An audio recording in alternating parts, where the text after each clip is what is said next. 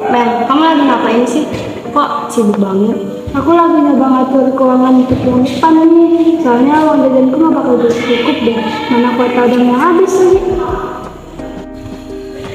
BTW ngomongin kuota. Coba aja kuota gratis dari pemerintah masih ada.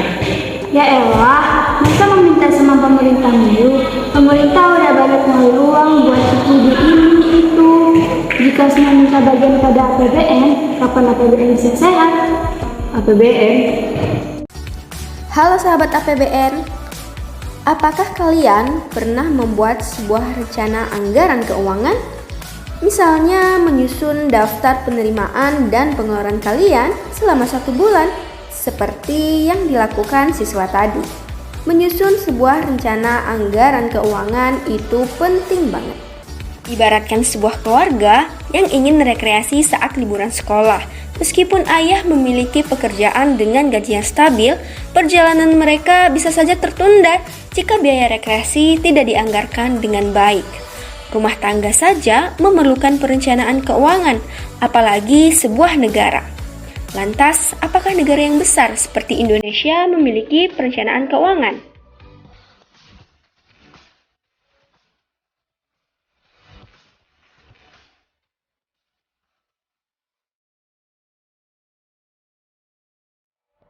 Perencanaan anggaran keuangan tentu saja juga dilakukan oleh pemerintah. APBN atau Anggaran Pendapatan dan Belanja Negara merupakan bentuk perencanaan keuangan yang dilakukan oleh pemerintah. Berbicara tentang APBN tentu banyak sekali yang bisa kita pelajari. Video kali ini kita akan belajar tentang konsep APBN dan bagaimana sih realisasi APBN yang dilakukan oleh pemerintah.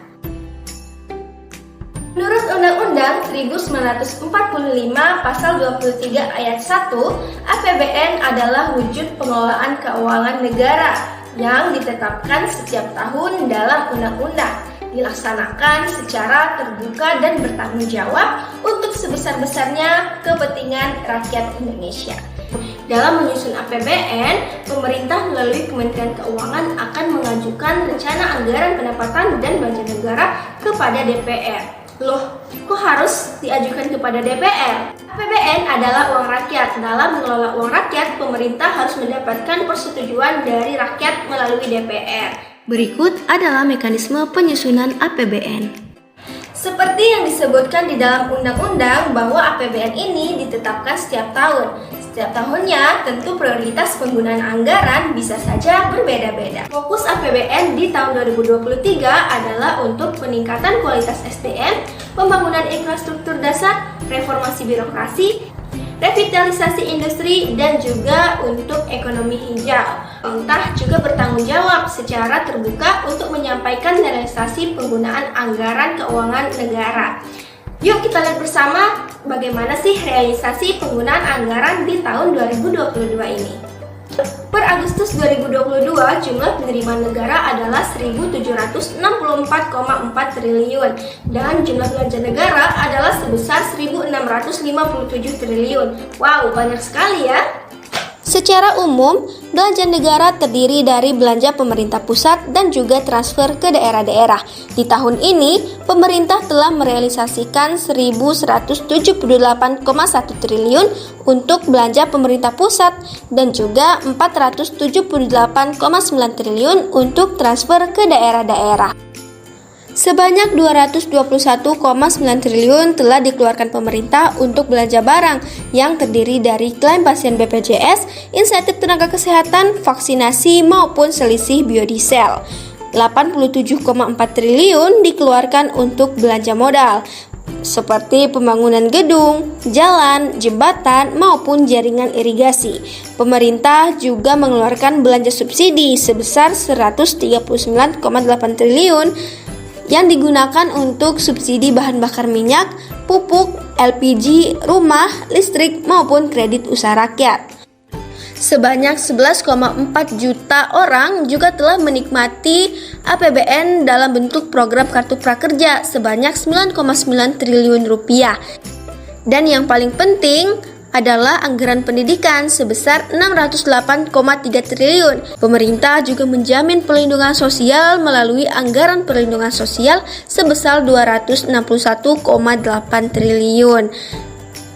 Nah, sahabat APBN, kalian sudah tahu gimana realisasi APBN di tahun 2022.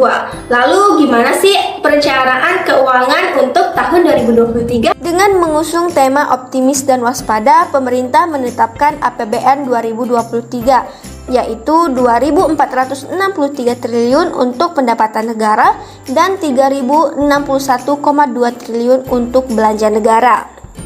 Dari data tersebut, kita jadi tahu ternyata sumber penerimaan negara bukan cuma dari pajak saja, tapi juga dari pendapatan bukan pajak dan juga hibah. Hibah ini merupakan bantuan yang diberikan oleh negara lain secara sukarela kepada negara-negara tertentu. Jika kita membandingkan pendapatan dan belanja negara pada APBN 2023, ternyata jumlah belanja negara lebih besar ya daripada pendapatan. Perlu sahabat APBN ketahui bahwa keadaan seperti ini disebut defisit anggaran. Ternyata defisit anggaran tidak selamanya buruk. Defisit anggaran justru menunjukkan bahwa pemerintah melakukan kebijakan fiskal ekspansif untuk mendorong dan memberi stimulus kepada perekonomian agar dapat tumbuh lebih tinggi.